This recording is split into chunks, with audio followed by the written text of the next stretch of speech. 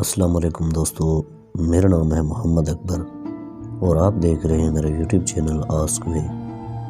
جیسا کہ میں نے آپ سے کہا تھا کہ آسک وے اس چینل پر میں ٹیکنیکل اور موٹیویشنل ویڈیو اپلوڈ کروں گا، تو جو موٹیویشنل ویڈیو زیادہ تر والدین کے حوالے سے ہوں گی۔ تو آج میں پہلی ویڈیو انشاءاللہ جو آپ کے لیے ریکارڈ کر رہا ہوں، اس میں جو پہلی کہانی ہے وہ میری اپنی ہی کہانی ہے۔ اس کے بعد ہم الحمدللہ ایک کتاب ہے ہمارے پاس پوری، تو اس کے اندر جو حقیقی واقعات ہیں وہ اپلوڈ کریں گے۔ تو آج کی جو کہانی ہے وہ میری اپنی ہے اور یہ بالکل حقیقی ہے دوستو۔ یہ کافی سبق امیز کہانی ہے، انشاءاللہ آپ اسے سنیں گے اور پڑھیں گے تو آپ کا وقت ضائع نہیں ہوگا۔ تو چلتے ہیں کہانی کی طرف۔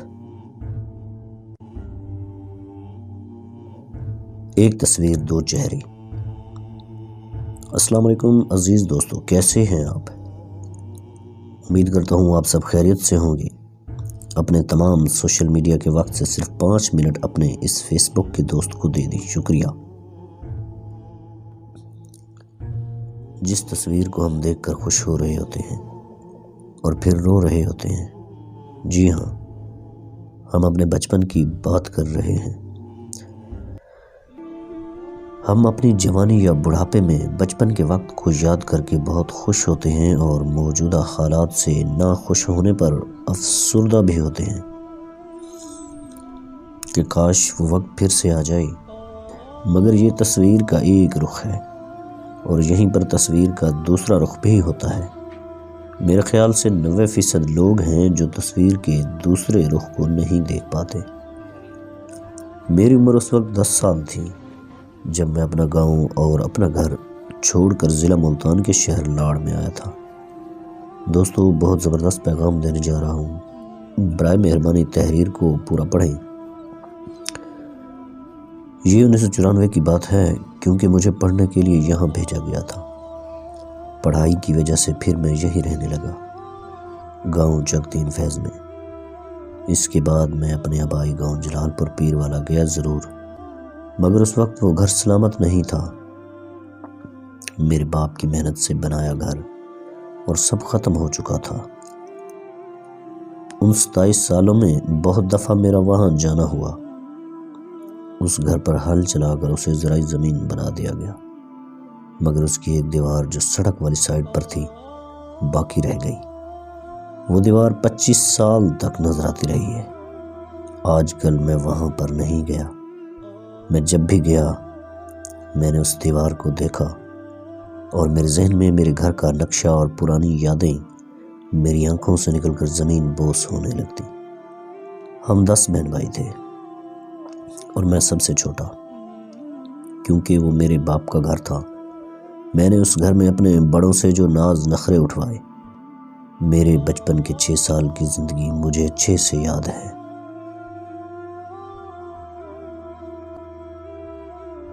اس گھر کی دیوار کو دیکھ کر میں بہت دفعہ رویا کہ کاش وہ گھر وہیں ویسا ہوتا اور میں اپنے ماں باپ کے ساتھ وہاں رہتا، مگر وقت کب لوٹ کر آیا ہے۔ میں نے اپنی بچپن کی یادوں کو اپنی حسرتوں میں شامل کر دیا۔ دوستو، یہ تصویر کا پہلا رخ تھا جو ہمیشہ ہم لوگ دیکھتے ہیں۔ اب میں آپ کو اس کا دوسرا رخ دکھاتا ہوں جو ایک مکمل حقیقت ہے۔ جب میری ماں فوت ہوئی تو اس سے 6 ماہ قبل، جب میری ماں بیمار رہنے لگی، میں اپنی ماں کے ساتھ اکثر بیٹھتا تھا تو وہ مجھے پرانے وقت کی باتیں سناتی تھیں۔ اس کی وجہ سے مجھے اپنے خاندان کا شجر نسب لکھنے کا شوق ہو گیا۔ جب میں نے اپنے خاندان کے لوگوں کے بارے میں معلومات اکٹھی کرنا شروع کی، میں نے 18ویں صدی تک کا اپنا شجر نسب ڈھونڈ نکالا۔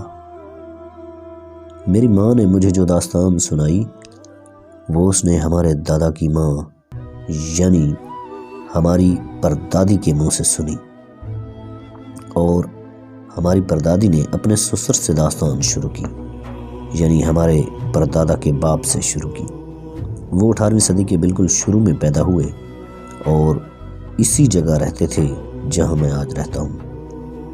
اسی سرچنگ کے دوران جب میں اپنے ماں باپ کی زندگی کے حالات و واقعات پر پہنچا، اسی دوران مجھے کافی لوگوں سے ان 6 سالوں کا ڈاٹا بھی ملا جن کو یاد کر کے میں اکثر رویا، اپنے بچپن کے حسین لمحات۔ ان لوگوں سے جو ڈاٹا میں نے جمع کیا وہ مجھے یاد نہیں تھا، کیونکہ مجھے صرف اپنی یادیں یاد تھیں، دوسروں کی نہیں۔ میں یہاں سب کچھ تو نہیں لکھ سکتا، چند الفاظ لکھوں گا۔ 10 بچوں کی کفالت، ذریعہ معاش 1 بیل گاڑی۔ اب جب کہ میں سن چکا ہوں، اسی دوران میرے ماں باپ کی انتھک محنت، تمام بچوں کی شادیاں، ان کے دکھ سکھ اور آنا جانا۔ میں نے سنا کہ میرے ماں باپ نے زیادہ وقت مشکلات اور پریشانیوں میں گزارا۔ وہ ہمیشہ کام کرتے رہتے تھے، آرام کا وقت انہیں کم ہی ملتا تھا۔ میرا باپ سارا دن بیل گاڑی چلاتا اور اس سے جو وقت بچتا اپنے گھر کے نزدیک لگائی گئی سبزی میں سے ایک ٹوکرا سبزی کا بھر کے سر پر رکھ کے محلوں اور گلیوں میں آواز لگاتا۔ میرا باپ بیل گاڑی کا کام اتنا زیادہ کرتا تھا کہ وہ اسی نام سے مشہور ہو گیا، حیات محمد ریڑھی والا۔ میں جب کبھی اس علاقے میں گیا ہوں، جو لوگ مجھے نہیں جانتے، ان سے تعارف یوں ہوتا ہے: تم کس کے بیٹے ہو؟ حیات محمد کے۔ کون سا حیات محمد؟ حیات محمد ریڑھی والا۔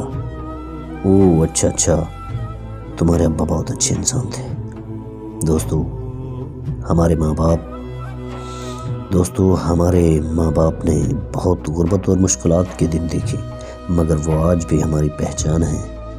میں جن 6 سالوں کے بارے میں سوچتا تھا کہ وہ دن پھر سے لوٹ آئیں، میں اپنی عیش یاد کرتا تھا جو مجھے میرے ماں باپ نے کرائے تھے۔ میں صرف اپنی سہولت کی وجہ سے رو رہا تھا کہ مفت کا کھانا کھاؤں، اور اپنے ماں باپ کی محنت اور پریشانیاں مجھے بالکل نظر نہیں آ رہی تھی۔ اس ساری تحقیق کے بعد میں نے فیصلہ کیا، میں کبھی بھی ان 6 سالوں کی حسرت نہیں کروں گا۔ یہ الگ بات ہے کہ ہر کسی کے ماں باپ دکھوں اور پریشانیوں سے نہیں گزرے ہوئے ہوتے۔ یہاں مجھے ایک شعر یاد آ رہا ہے: یہ اور بات ہے تیرے روبرو نہیں گزرا، میں جس عذاب سے گزرا ہوں تو نہیں گزرا۔ یہاں میں کی جگہ ہمارے والدین اور تو کی جگہ ہم ہیں۔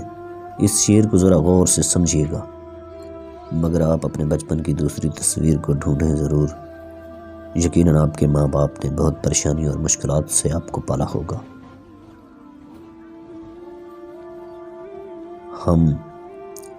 آج ہم جب اپنی اولاد، رشتہ دار اور معاملات سے پریشان ہوتے ہوئے بیٹھ کر سوچتے ہیں اپنے بچپن کے بارے میں اور کہتے ہیں کہ ہمارا بچپن کتنا خوبصورت تھا، کاش وہی بچپن پھر سے آ جائے۔